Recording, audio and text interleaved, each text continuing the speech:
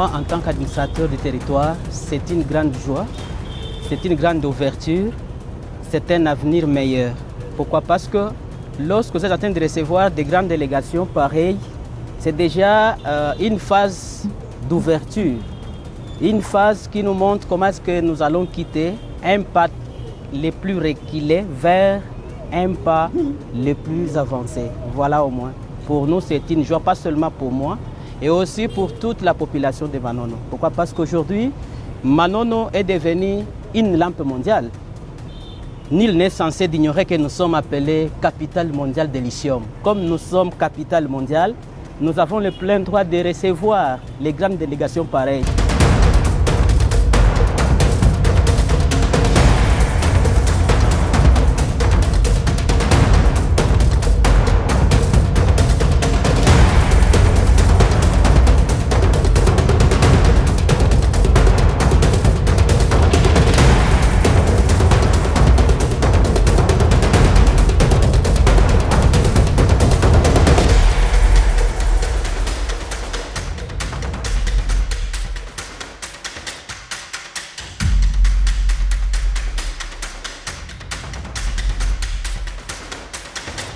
Oui, comme vous savez, nous sommes autorité de certification et nous avons en charge la mise en place des mécanismes de procédures et de procédés pour déterminer les caractéristiques physico-chimiques de minerais qui sont en exportation et garantir à l'État congolais la norme nationale, régionale et internationale. Et aujourd'hui, nous sommes venus dans une séance de travail pour échanger avec la société Manono Lithium, justement pour que nous mettons en place un modèle unique qui va prendre en charge la complicité de son exportation.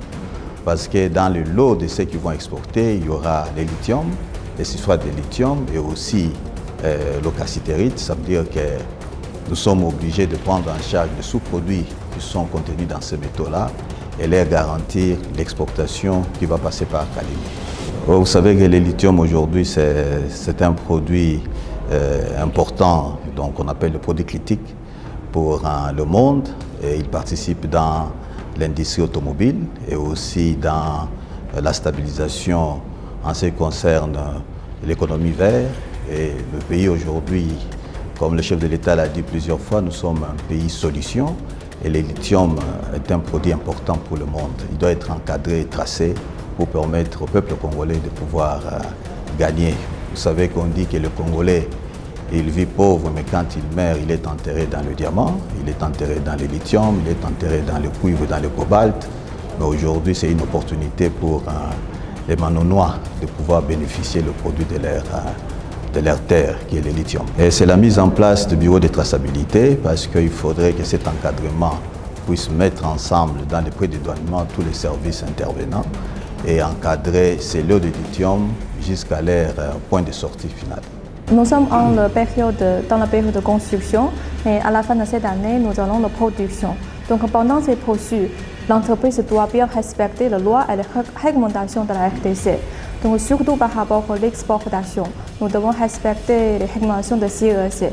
Donc si nous avons le souci, nous avons une question, nous allons chercher le soutien et la direction et l'orientation de CEC.